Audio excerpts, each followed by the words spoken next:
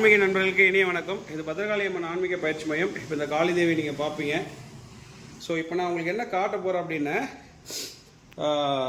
ஒரு பூஜையில் நம்ம தட்டு படைச்சி எப்படி பண்ணுறது அப்படின்னு. இப்போ இங்கே பார்த்தீங்கன்னா எல்லாம் இது பார்த்துங்க, ஜஸ்ட் ஒரு கிளான்ஸ் காட்டிக்கிறேன். இவ்வளோ விஷயங்கள் இன்றைக்கி பார்த்தீங்கன்னா கம்மியான தட்டு தான், 8 தட்டு தான்.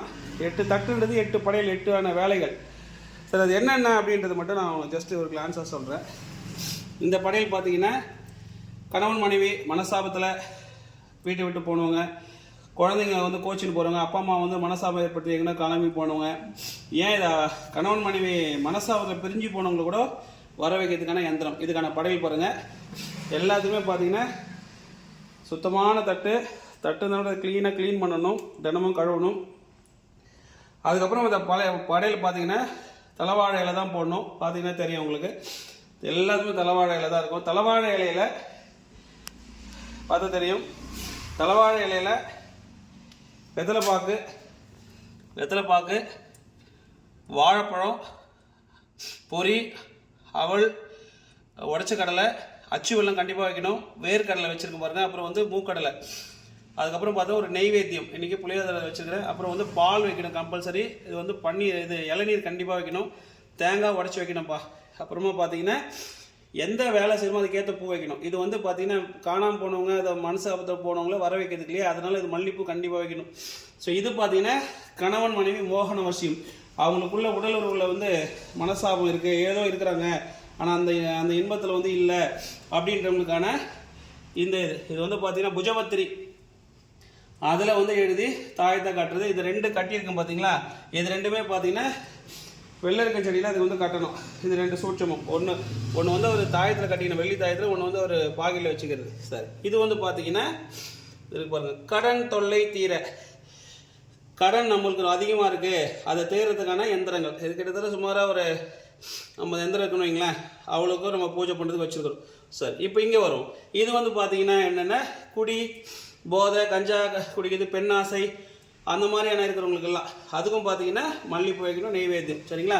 அப்புறம் இது பார்த்தீங்கன்னா இந்த 4 தகடுமே ஒரே மாதிரி இருக்கும். அதில் சிலது வந்து மறைச்சிருந்ததுன்னா ஒன்றும் இல்லை, இவங்களோட ஃபோட்டோ இருக்கும், அவங்களோட பேர் இருக்கும். அது வந்து சொல்கிறதுக்கு இல்லை, ஏன்னா அது வந்து நம்மக்கிட்ட கேஸ் கொடுத்துருக்காங்க, அவங்கள பற்றி நம்ம இது பண்ணக்கூடாது. இது வந்து 6க்கு 3 தகடில் அவங்களோட பேர் எழுதி மந்திரம் எழுதி வச்சுருப்போம். இப்போ பார்த்தீங்கன்னா இந்த தகடை பத்திரமா எடுத்து வைக்கிறதுக்கு இந்த டப்பா. ஏன்னா எப்போவுமே இந்த டப்பா இந்த எந்திரம் கீழே வந்துச்சுன்னா அது வந்து வேலை செய்யாமல் போயிடும். சரி, ஒவ்வொரு கேஸை பற்றி நான் உங்களுக்கு ஜஸ்ட்டு சொல்கிறேன். இந்த கேஸ் பார்க்குறோம்.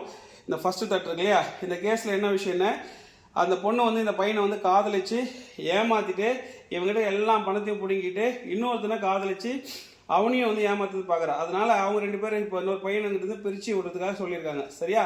ஸோ இதில் வந்து யோசிச்சு பார்க்கும்போது, சோழி போட்டு பார்க்கும்போது இந்த பொண்ணு மேலே தப்பு இருக்கிறதுனால இதை பிரிக்கணும். சரி, இப்போ இங்கே வரும்.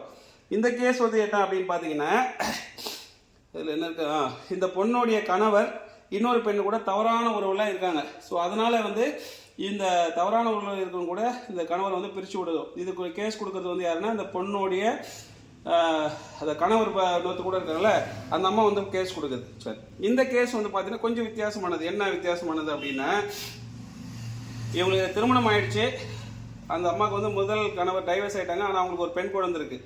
இப்போ இந்த நண்பர் என்கிட்ட கேஸ் கொடுத்தாலும் அவருக்கு திருமணம் ஆயிடுச்சு, முதல் மனைவி முறைப்படி டைவர்ஸ் பண்ணிட்டாங்க. அப்போ இவங்களும் டைவர்ஸ் ஆகிட்டாங்க, அவங்களும் டைவர்ஸ் ஆகிட்டாங்க. இவருக்கு குழந்தை கிடையாது, ஆனால் அந்த அம்மாவுக்கு வந்து முதல் கணவரோட ஒரு குழந்தை இருக்குது, டைவர்ஸ் ஆகிடுச்சு. சரியா? இப்போ இவங்க மியூச்சுவலாக முறைப்படி 2வது திருமணம் பண்ணிக்கிட்டாங்க. இவங்களுக்கு பிறந்தது ஒரு பெண் குழந்தை. அப்போ 2 பெண் குழந்தை. ஒரு ஸ்டேஜில் இவங்களுக்கு ஒரு சின்ன மனசாபம் ஏற்படுது. இந்த அம்மா வந்து இவங்க அப்பா அம்மா பேச்சு கேட்டு அவங்க அப்பா அம்மா வீட்டிலே தங்கிறாங்க, கணவர் கூட இல்லை. ஆனால் அவங்க அப்பா அம்மா என்ன சொல்கிறாங்கன்னா, அவன் உனக்கு வேணாம், அவங்ககிட்ட இருக்கிற சொத்துலாம் எழுதி வாங்கினா அவனே டைவர்ஸ் பண்ணிட்டு அப்படின்ட்டாங்க. யார்? அவருக்கு 73 வயசு. அவங்க வந்து இந்த பொண்ணு எத்தனை நாள் பார்த்துப்பாங்க? இந்த பொண்ணு அவங்க அப்பா அம்மா சொல்கிறது தான் வேத வாக்கான்னு நினச்சிட்டு கணவர் கூட வாழலை. என்கிட்ட கேஸ் கொடுக்குறது கணவர். சரி, இந்த மாதிரி இருக்கிறதுனால யாருக்கு பாதிக்கப்படுவாங்க? அந்த குழந்தைங்க. அப்போது அவங்க அப்பா அம்மாவையும் அந்த மனைவியும் பிரித்து விட்டுன்னா, சண்டை போட வச்சுன்னா அது என்ன பண்ணும்? நமக்குன்னு இருக்கிறது கணவர் தான் அப்படின்ட்டு கணவர்கிட்ட வரும். அதுதான் இந்த வேலை. சரி, இந்த கேஸ் வந்து பார்த்தீங்கன்னா ரொம்ப ஒரு இன்ட்ரெஸ்டிங்கான கேஸு, கொஞ்சம் வித்தியாசமானது. என்கிட்ட கேஸ் கொடுக்குறது பொண்ணு கொடுக்குறாங்க, ஆனால் யார் பிரிக்கணும்னா அவங்க அம்மா, அதாவது ஒரு அம்மா இருக்காங்க, அந்த அம்மாவுக்கு ஒரே ஒரு பொண்ணு, அந்த பொண்ணுக்கு 2 பெண் குழந்தைகள். என்கிட்ட கேஸ் கொடுத்தாங்கல்ல, இவங்க அம்மாவை அவங்க சித்தியும் மாமாவுமே வசியம் பண்ணி இந்த பொண்ணு கூட சேர விடாம மாதிரி செய்வனை பண்ணிட்டாங்க.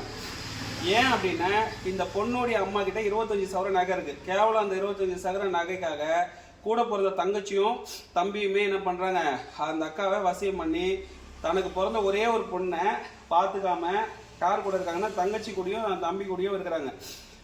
தங்கச்சி தான் பிறந்த பொண்ணுகிட்ட பேச மாட்டாங்க, இறுதியாக்கி விட்டாங்க. ஸோ சோழி பிரசனம் போகிறோம், ஆர்டர் போகும்போது அவங்க க்ளீனாக செஞ்சு வச்சுருக்கான்னு தெரியுது. ஸோ அப்போ நம்ம இந்த கேஸ் எப்படி பண்ணுறேன்னு, நம்மக்கிட்ட கேஸ் கொடுத்தாங்க இல்லையா, அவங்களுடைய அம்மாவையும் சித்தியும் மாமாவையும் பிரித்து விடுறோம். ஸோ அவங்களுடைய ஃபோட்டோ வச்சு இன்றைக்கி வந்து பார்த்தீங்கன்னா 19வது நாள் பூஜை. இன்னும் 2 நாளில் முடிச்ச உடனே சுடுகாட்டில் எதுவுமே இந்த எந்திரங்கள்லாம் ஒவ்வொரு பணத்துக்கு பக்கத்தில் வச்சுட்டோன்னு வைங்களேன், அது என்ன பண்ணோம், நல்லா வந்து அவங்கள பேசவே கூடாது, வெறித்தனமாக சண்டை போட வைக்கும். அப்போ சண்டை போட வைக்கும்போது நம்ம அதே மீன்வாயில் நம்ம என்ன பண்ணுவோன்னே, என்கிட்ட யார் கேஸ் கொடுக்குறாங்களோ அவங்களுக்கும் யாருக்கு அவங்கக்கிட்ட வரணுமோ அவங்களுக்கும் வசியை ஒன்று போட்டு வச்சுருவேன். அதை பண்ணும்போது அவங்களுக்குள்ள சண்டை நடந்துனே இருக்கும், இவங்களுக்குள்ள என்ன பண்ணும், அன்பு வந்து ஏற்படும். இதுதான் விஷயம். அப்போ இந்த சூழ்நிலை வரும்போது சிலர் என்ன சொல்கிறாங்கன்னா, ஐயா என்கிட்ட சண்டை ரொம்ப போடுறாரு, ரொம்ப சண்டை போடுறாரு அப்படின்வாங்க. அந்த சண்டையை நீங்கள் பொறுத்துக்கணும். ஏன்னா அங்கே அவங்க அன்பாக இருக்கிறவங்ககிட்ட சண்டை நடந்துருக்குதா, அந்த கோபத்தை யார்கிட்ட காட்டுவாங்க, பொண்டாட்டிக்கிட்ட தான் காட்டுவாங்க, பொண்ணுக்கிட்ட தான் காட்டுவாங்க. அந்த நேரத்தை நீங்கள் பொறுத்துக்கினீங்கன்னா அவங்க தனிமையாக இருக்கும்போது என்ன பண்ணுவாங்கன்னா யோசிப்பாங்க, டே நம்ம இவ்வளோ கோவப்பட்ட விட இவங்க அமைதியாக இருக்கிறாங்க, ஆனால் அது வந்து என்னை கோவப்பட்டுன்னு சொல்லி அவங்ககிட்ட வெறுத்துட்டு உங்ககிட்ட வந்துடும். இதுதான் சூட்சமம். சரி, இப்போ என்ன விஷயங்கள்னா, ஒரு நாள் பூஜை பண்ணுறதுக்கு இவ்வளோ விஷயங்கள். சரி, இன்னொரு சூட்சமம் இருக்குது. சரி, இங்கே பார்த்தோன்னா இந்த பிரிக்கிற வேலையெல்லாம் காளி தேவி கிட்ட பிரிக்கணும். இவங்க வந்து பார்த்தோன்னா அகோர காளி தேவி, இவங்க கிட்ட தான் இந்த பிரிக்கிற வேலை. இது வந்து பார்த்தீங்கன்னா செவ்வரளி இதுக்கு போடணும். ஒவ்வொன்றுக்கு எனக்கு தெரிஞ்சுங்களா, கவர்ஃபுல்லாக இந்த 4 தட்டு படிக்கிறதுக்குள்ளே இந்த கவர் காலி ஆகிடும். அதுவும் போடுறது பார்த்தீங்கன்னா இந்த தண்டை வச்சுட்டு இதுக்கான உத்ராட்சை நான் காளி உபாசனை எடுத்துருக்கிறேன். காளி உபாசனை எடுக்கும்போது காளியோட இந்த ருத்ராட்ச மணி மாலை தான் வச்சு பண்ணுவேன். சரி, அடுத்தது இப்போ இங்கே வரும் இந்த வசிய வேலைகள்லாம் இருக்குல்ல, இந்த தட்டில் இது எங்கே படிப்பேன் அப்படின்னா, அப்படி வாங்க உள்பக்கத்தில் இங்கே இருக்காங்க அகத்திய பெருமான். நான் அகத்திய உபாசனை பண்ணியிருக்கிறேன். சரி, இந்த அகத்திய பெருமான், ஸோ இவர்கிட்ட தெரிஞ்சுங்களா, ரொம்ப முக்கியமான, கீழே உட்கார மாட்டேன்.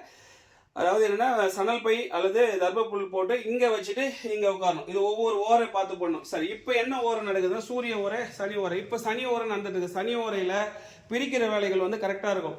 யார் ஒருத்தர் வந்து ஓரையை பார்த்து வேலை செய்கிறாங்களோ அவனை வந்து இந்த எவனாலையுமே வெல்ல முடியாதுன்றது சித்தர்களோட வாக்கு. ஏன்னா இந்த சனி ஓரையில் செய்கிற பிரிக்கிற வேலை, சனியோட கிரகங்களுடைய கதிர்கள் வந்து பூமியில் இருக்கும், பவராக வேலை செய்யும். ஸோ அதுக்கு அடுத்தது பார்த்தீங்கன்னா சுக்கிர ஓரை, இந்த மாதிரி குரு ஓரையில் வர்றதை இந்த மாதிரி வசி வேலைகளுக்கு இது பண்ணிங்கன்னா நல்லா வேலை செய்யும். இதுதான்பா ஒரு நாள் பூஜை பண்ணுறதுக்கான விஷயம். ஏன் இதெல்லாம் நல்லா வேலை செய்யுது, நம்மளை நாடி ஏன் இவ்வளோ பேர் வராங்கன்னா, இந்த மாதிரி ஓரையை பார்த்து பண்ணணும், முறைப்படி பண்ணணும், நம்ம கரெக்டாக இருக்கணும். எங்கள் வீட்டில் நீங்கள் நான்வெஜ்ஜே செஞ்சிருந்தா கூட நான் சாப்பிட மாட்டேன். ஏன்னா நம்ம இங்கே சுத்தபத்தமாக இருக்கணும். அப்படிலாம் செஞ்சாதான் நம்மளை நம்பி வரவங்களுக்கு வேலை நடக்கும். ஏதோ பணம் வாங்கிட்டோம் நம்ம பண்ணுறோன்னு செஞ்சால் அது வேலை செய்யாதப்பா. வாங்குற காசுக்கு நீங்கள் நல்லபடியாக செய்யுங்க, சேவையாக பண்ணுங்கள், அடுத்தவங்க நல்லா இருக்கட்டும்னு பண்ணுங்கள். இதுதான் வந்து பூஜை முறைகள். சரிங்களா? ஏதாவது டவுட்டு தான் நீங்கள் கேட்கலாம். நன்றி.